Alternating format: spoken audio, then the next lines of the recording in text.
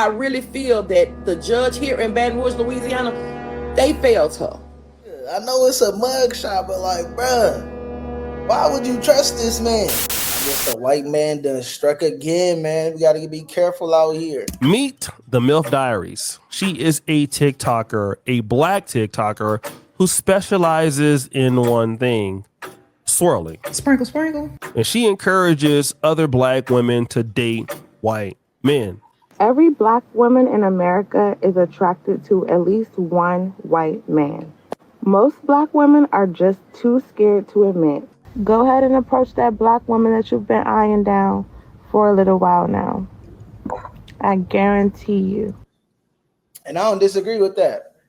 You a white man, Mexican, or whatever you is, yeah. I don't care if she black or whatever she is. Definitely go approach her. Definitely go see what's happening about her. Now, on the black woman end, here's the part that's not okay, though.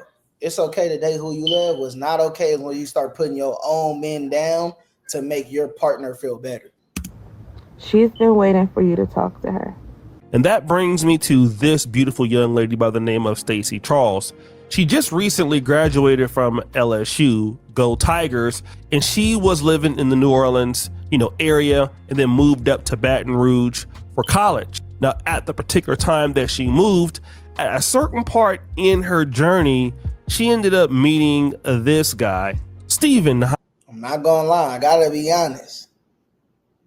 Some niggas just got that look like, look at this nigga. I know it's a mugshot, but like, bruh, why would you trust this man? Sometimes you gotta judge a book by its cover. Nigga don't look safe to be around. Like, come on now. Going well. Sprinkle, sprinkle. Up until 2 a.m. Thursday. 23-year-old Stacy Charles is laying in the parking lot of this Old Hammond Highway apartment complex, bleeding out. Baton Rouge police say her ex-boyfriend, 28-year-old Steven Heinrich, had stabbed her multiple times before crashing his car and setting himself on fire. As we've heard, unfortunately, on November 14th, Mr. Steven Heinrich deleted Stacy Charles. Not only did he do that, and rest in peace to her. Prayers to the family. We is not making light of the situation at all. But he drove his car into oncoming traffic, set himself on fire, and then deleted himself. And that's what I mean, though. Like, it's crazy people in every race, but these white boys is crazy. The video should be over, right? Rewind. There is some more information about this story. It's just not as cut and dry that this guy stabbed his ex-girlfriend. What we didn't know was this. This story really hurts me to my heart. I really feel that the judge here in Baton Rouge, Louisiana, they failed her. He already had restraining orders against him out of town from other women. He shouldn't have even been out of jail. And this. But how DV is not taken seriously, especially in regards to black women, it's constantly not taken seriously. I know from my own experiences. I'm sure many of you black women share the same experience. She had, I think, 3 restraining orders against him. Hey, not only that, like she 100% correct. They need to be more, pay more attention, like the judges with all this DV and all this domestic violence shit. But like, women out there, look into these niggas you're dealing with. Make sure he's not a sex offender. Make sure he don't got 15 domestic violence cases. Make sure he's not a weirdo. Is that this young lady was scared for her life as it was. And this guy, Mr. Heinrich, was doing a bunch of bad things, stalking, and, so she put the protective orders. Oh, another thing too, some of these dudes love you so much they will kill you. Be careful out here. On him on October the 5th, the problem was he posted bond of $2,500. Soon after that, Heinrich was arrested for allegedly beating Charles. Commissioner Keena Kimball gave him a $2,500 bond and a restraining order. This was just 1 week before the stabbing. So how does a man that has a flipping assault, like a harassment, has probation, have warrants, were able to slip through the system, get a $2,500 bail, and was able to go back to the same young lady that he harassed and kill her? I'm not the type to throw the race card everywhere, but if, like you about to say, if he was black, I don't know if they'll fine. Be able to go right back after multiple restraining orders. Like, I don't know what was up with that judge. Like, come on now, we gotta protect us better, man. Because this is a white man who was locked up for harassing a black woman, you're hearing black women spin their story as this is an injustice against us. And to be honest, I won't say that it's not. I mean, it is Louisiana, for crying out loud, right? Damn party. But then there's more. I actually read this particular article, which was posted on November 14th by WBRZ News in Louisiana. In the article, a lady is being quoted by the name of Dominique Ramkaran. Now, she is saying that Stacy Charles' death could have been prevented. And why is this? Because Dominique is a mother of one of his ex-girlfriends. And so she says this. I said, y'all not going to do anything until someone dies. And look what happened. A year and a half, you harassed and stalked my daughter. A year and a half, you have tortured us. She says when her daughter no longer wanted to see Heinrich, he began constantly harassing her, her daughter's friends, and other members of their family to the tune of... Like, bro, this shit is crazy. Like, some of these niggas really don't got no mind, man. Something really wrong with a lot of these people. Hundreds of calls and messages a day, often from fake numbers. Damn. She says when her daughter didn't want to deal with Heinrich anymore, he began constantly harassing her, her daughter's friends, her other family members to the tunes of hundreds of calls and messages a day, often from fake numbers. Watch this. Remember, this is the white guy, right? He violated the protective order numerous times. They only gave him probation. Sprinkle, sprinkle. So guess what? Even in New York, and I'm assuming that Ramkaran is either black or something else, he was getting away with it at that particular time. But guess what? Once he came to Louisiana, he was beating on the young lady, Stacy Charles. He goes to jail. He posts a $2,500 bond, then kills. I'm assuming that's the actual judge. I don't know if they're using a random picture of a judge, but like, man, if the judge was black and you let this nigga get off the hook that many times, come on now, bro. And he out here hurting women who look just like you. If she was a black woman, hey man, you really dropped the ball. I'm gonna keep it a full buck. You dropped the ball on this one by a long shot. It's the girl. But here's the second part of the story. It's true that she was unprotected, but what is also true is that this young lady had a very serious hatred towards black men. Now, again, when you look at her profile, it all tells a unique story. When it started, I thought it was lean. I thought it was going to jump into that.